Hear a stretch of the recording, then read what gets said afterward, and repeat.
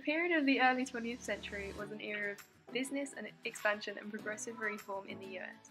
These people at the time, who were called the progressives, strived to make American society a better and safer place in which to live.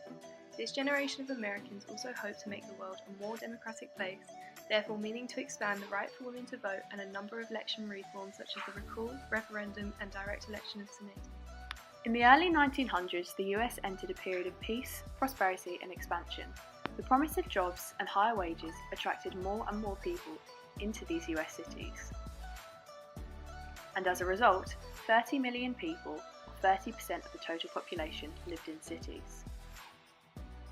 With this promoted prosperity that America had to offer came with the mass immigration of people into the cities, which made some people richer, but also caused severe problems for others. Transportation systems improved, as did the general infrastructure, better meeting the increased needs of the middle and upper class.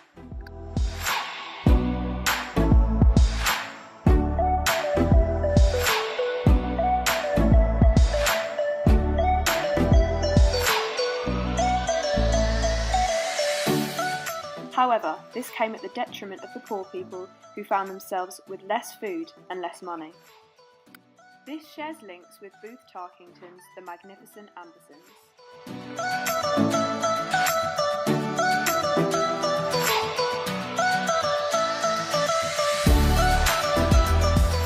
Thousands of poor people also lived in the cities. Lured by the promise of prosperity, many rural families and immigrants from throughout the world arrived in the cities to work in the factories. By 1904, 1 in 3 people who lived in the cities were near to starving to death. Living in the city for these people resulted in a decreased quality of life and living in overcrowding areas with inadequate water facilities, unpaved streets and disease.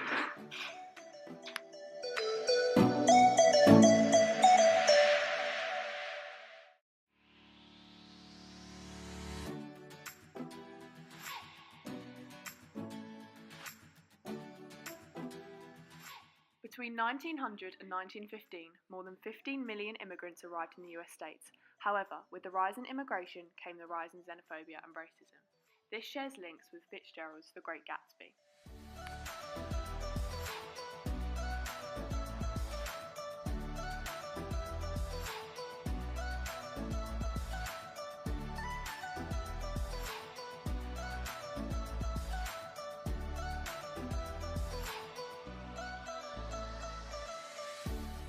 Susan B. Anthony demanded that the 14th Amendment included a guarantee for women to be able to vote as well as for African American males.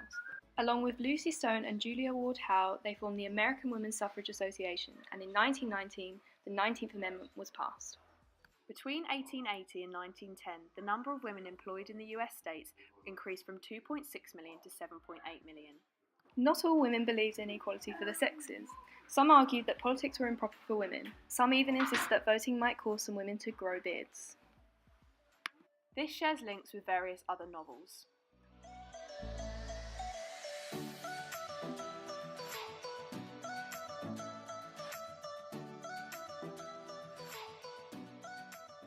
Thank you!